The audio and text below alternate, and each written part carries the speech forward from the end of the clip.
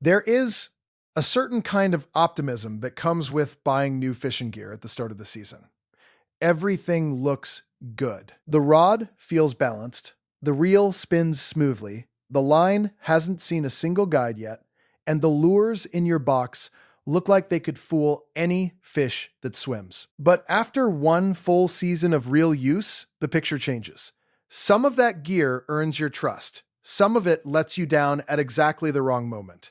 And some of it turns out to be something you should have bought a year earlier. That gap between what gear looks like on the shelf and what it actually does after months of real fishing is what we are going to talk about today. Hit subscribe before we get into it, because this channel is about honest fishing advice without the sales pitch. And if this kind of content helps you make better decisions at the tackle shop, you'll want to see more of it. I'm Jerry Davis, and I've spent enough time around boats, tackle shops, and fishing gear to know when anglers are paying for performance and when they're paying for a logo. After a full season of watching gear perform under real conditions, talking with anglers who put it through everything from cold early spring mornings to late summer heat and heavy cover, and comparing what manufacturers promise against what actually holds up, I've got a clear picture of which gear earns its place and which gear mostly just earns a spot in your truck bed junk pile. By the end of this, you will have a better idea of what specifications actually matter after extended use, which categories are worth spending more on, and where you can save money without it costing you fish. Let's start with fishing rods, because this is where most anglers make their biggest investment and also where the most confusion lives. When you buy a rod in a store, you're mostly evaluating it under conditions that have nothing to do with fishing. You're flexing it with your hands. You're looking at the finish. You're checking whether it feels light and balanced while standing on carpet under fluorescent lights. None of that tells you how the rod performs after a full season of regular use. Here's what actually matters. Guides are one of the first things that separate quality from junk over time. A rod with cheap guides may feel perfectly fine in the store and through your first several trips, but ceramic inserts that are poorly bonded or poorly finished will develop tiny grooves and chips, and those grooves will chew through your line slowly enough that you don't notice until you're pulling a good fish and the line suddenly parts. After a season of regular casting, you want to run a cotton swab or even a piece of old nylon stocking around the inside of every guide. Snags and rough spots tell you the guide is damaging your line. A quality guide insert, something using aluminum oxide or stainless steel, on lighter action rods should stay smooth through a season of regular use without that issue. On entry-level rods in the $30 to $50 range, guide quality is where manufacturers frequently cut corners, and it is worth checking every rod in that price range before you put any real line on it. Now, sensitivity is another conversation that gets oversimplified. You'll hear anglers talk about graphite modulus ratings as though a higher number automatically means a better rod.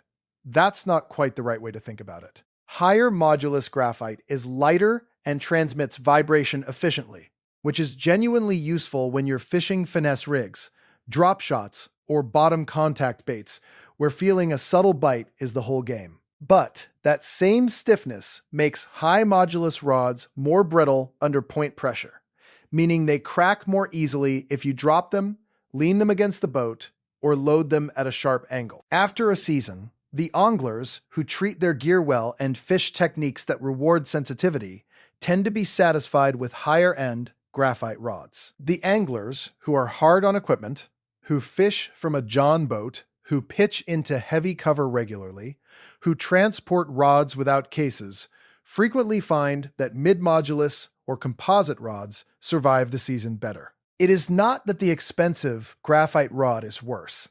It is that it demands more from the angler using it. For rods in the $70 to $130 range, you are generally getting a blank that performs well for one or two specific techniques, with components that hold up reasonably under normal use. That is the range where most weekend anglers find the best value, especially if they are buying technique-specific rods rather than trying to find one rod that does everything. A 7-foot, medium-heavy, fast-action rod in that price range, well matched to the technique you actually use, will outperform a $200 rod that isn't suited to what you're throwing. Let's move to spinning reels, because after a season of use, this is where the performance gap between price points becomes the most visible. Budget spinning reels in the $30 to $50 range often have decent gear ratios and adequate drag ratings on paper. Manufacturers list impressive maximum drag numbers, and the reel spins smoothly when it is brand new. But after a season, particularly if that reel sees any saltwater exposure, weed-heavy freshwater, or gets submerged during a boat ramp mishap, the differences start showing. Drag systems in lower-priced reels frequently develop inconsistency over time. They may slip under load in ways that don't feel right, or they may get sticky and fail to release smoothly when a fish makes a run. That is not a fatal flaw if you're fishing panfish or smaller bass with light line. It becomes a real problem when you're relying on smooth, consistent drag pressure to keep from breaking off a larger fish. Bearing count is the spec that gets misrepresented the most. A reel advertised as having 9 or 11 bearings sounds more impressive than one with 5 or 6, but bearing quality and protection matter more than the count. Low-quality bearings in an unsealed or poorly sealed reel will corrode, develop play, and degrade within a single season of regular use. A reel with 6 high-quality shielded bearings will feel smoother and stay smoother longer than one with 9 cheap bearings sitting in an open housing. After a season, you can feel the difference. If a reel starts grinding, develops a wobble in the spool, or produces a clicking or ticking sound under load, bearing wear or corrosion is usually the first place to look. Mid-range spinning reels in the $80 to $160 range tend to hold up through a season significantly better than their budget counterparts, and the drag systems in that range are more consistently smooth and reliable. If you fish more than 20 or 30 times a season, and you rely on that reel for anything larger than panfish, that mid-range investment is generally justified. Here's a pro tip that most anglers skip. After every trip, rinse the reel with fresh water, leave the bail open, and back off the drag completely before storing it. That alone extends the usable life of any reel at any price point, and it costs nothing. Now let's talk about fishing line, because after one season, line condition tells you more about your fishing than almost any other piece of gear. Monofilament is the most forgiving starting point for most anglers, and after a season, it also shows its age most clearly. UV exposure, heat, and repeated stretching break down monofilament faster than most people account for. If you are storing your rods in direct sunlight in a truck bed or leaving them out on the dock through the summer, your monofilament is degrading between trips. Anglers consistently report losing fish or experiencing unexpected line failure after a season, and tracing it back to degraded monofilament that looked fine visually but had lost most of its strength. The responsible approach is to replace monofilament at least once per season on any reel you fish regularly, and more often if the line has seen heavy use, sharp rocks, wood, or significant abrasion. Braided line is a different situation.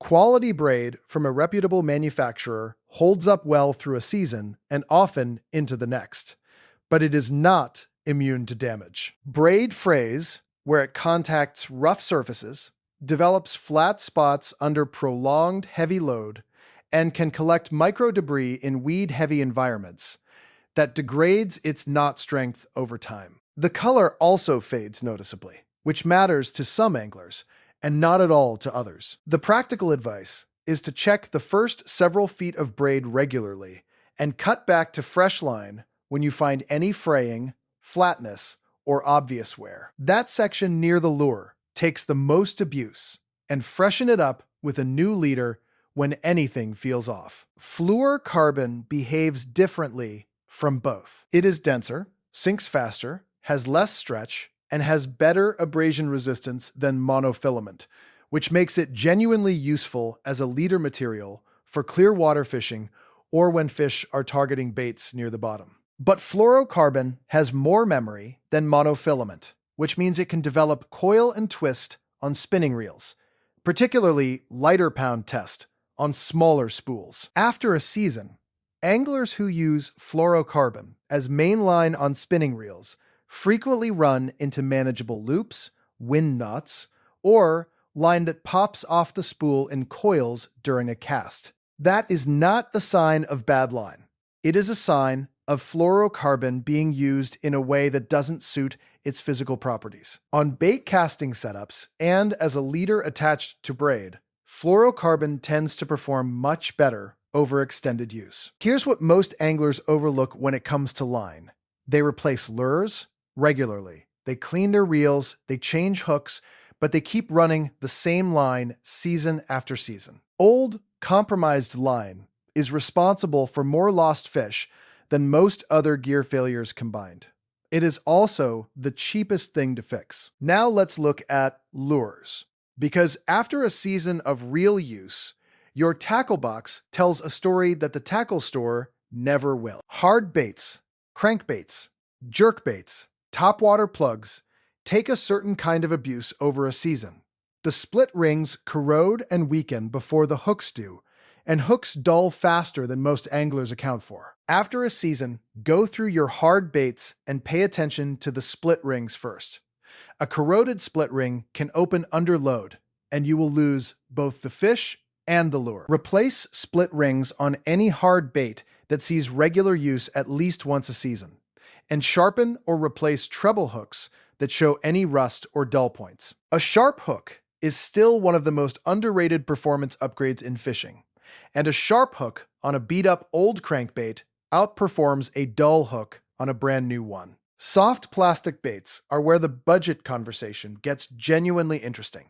The price gap between name brand soft plastics and comparable options from smaller brands is significant, and after a season of fishing, anglers consistently report that many of the less expensive soft plastics produce just as well when the presentation and rigging are right. Fish respond to action, profile, and scent more than they respond to the brand name molded into the bait's belly. The important thing, after a season, is to check your soft plastics for degradation. Some cheaper plastics break down faster in hot storage conditions or when left rigged on a hook, and you end up with baits that tear after one or two fish instead of lasting through a full outing. Storage in a cool, dry place makes a meaningful difference in how long soft plastics stay fish-ready. Jigs are the bait category that rewards quality investment the most consistently. A well-made jig with a quality hook, a durable weed guard, and a well-tied skirt will hold together through a season of heavy use in ways that a cheap jig simply won't. The hook is the critical component.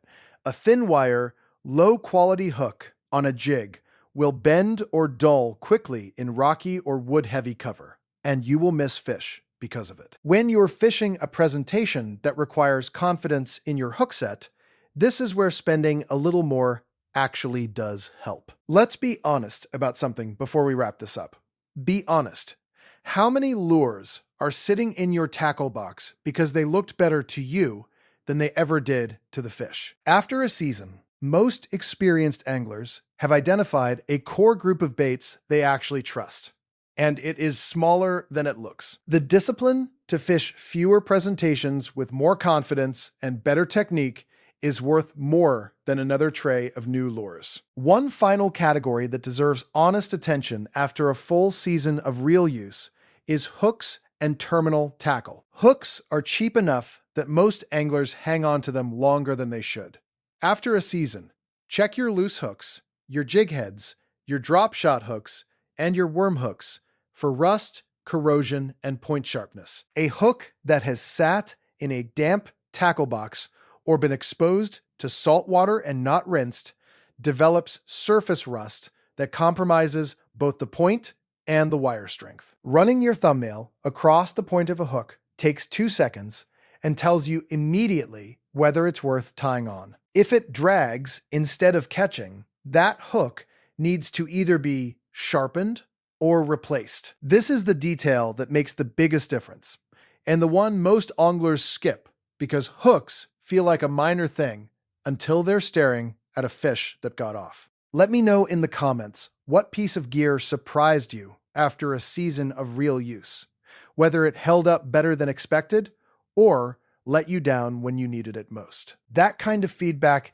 is genuinely useful, and I know some of you fish conditions and species that are completely different from what most gear gets built for. The honest takeaway from comparing gear after one real season is this: price does not decide performance, but neglect does. The best gear you own is the gear you maintain, use correctly, and match to the technique and environment where it actually belongs. A well-maintained mid-range rod and reel combination that you know inside and out will consistently outperform expensive gear that sits uncleaned, overloaded, or paired with the wrong line for the job. Good fishing gear is not the gear with the highest price or the loudest marketing. It is the gear that fits the way you fish, survives the conditions you put it through, and does its job without creating another problem. Hit like, subscribe, and share this with someone who needs to see it before they head to the tackle shop this season. I'm Jerry Davis, and I'll catch you in the next one.